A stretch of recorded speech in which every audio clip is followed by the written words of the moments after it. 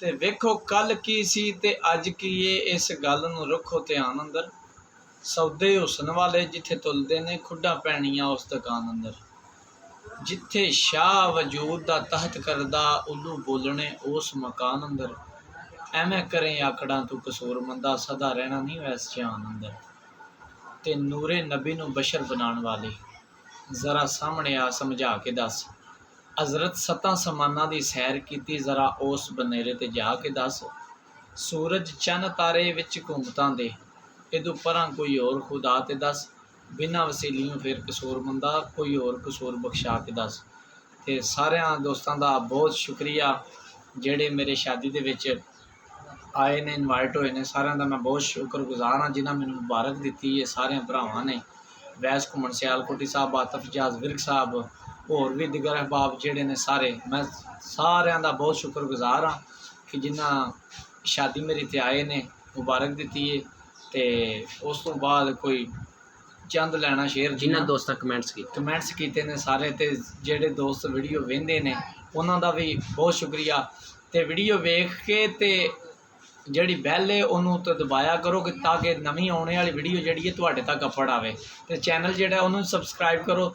ਤੇ Facebook page ਜਿਹੜਾ singer Salman ਜੋਗੀ ਦੇ ਨਾਂ ਦਾ, ਉਹ ਨਵਾਂ ਪੇਜ ਬਣਿਆ, ਉਹਨੂੰ ਵੀ ਸਾਰੇ ਦੋਸਤ ਫਾਲੋ ਤੇ ਲਾਈਕ ਕਰੋ।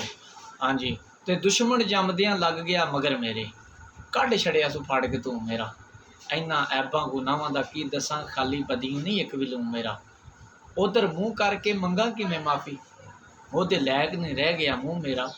ਬੰਦਾ ਤੇਰਾ ਕਸੂਰੀਆਂ ਯਾ ਮੌਲਾ, ਬਖਸ਼ਣ ਹਾਰੇ ਮਾਲਕਾ ਤੂੰ ਮੇਰਾ। ਤੇ ਜਿਹੜੇ ਬੇਲੀ ਮੈਂ ਸੱਦੇ ਸਨ ਸ਼ਾਦੀ ਤੇ ਆਏ ਨੇ, ਉਹਨਾਂ ਵਾਸਤੇ ਕਿ ਬੇਲੀ ਨਸਲੀ ਹੋਣ ਤਾਂ ਕੋਈ ਸ਼ੱਕ ਨਹੀਂ ਅੱਲਾਹ ਪਾਕ ਦੀ ਹਾਸ ਅਤਾ ਹੁੰਦੇ ਨੇ। ਬੇਲੀ ਨਸਲੀ ਹੋਣ ਤੇ ਕੋਈ ਸ਼ੱਕ ਨਹੀਂ ਅੱਲਾਹ ਪਾਕ ਦੀ ਹਾਸ ਅਤਾ ਹੁੰਦੇ ਨੇ।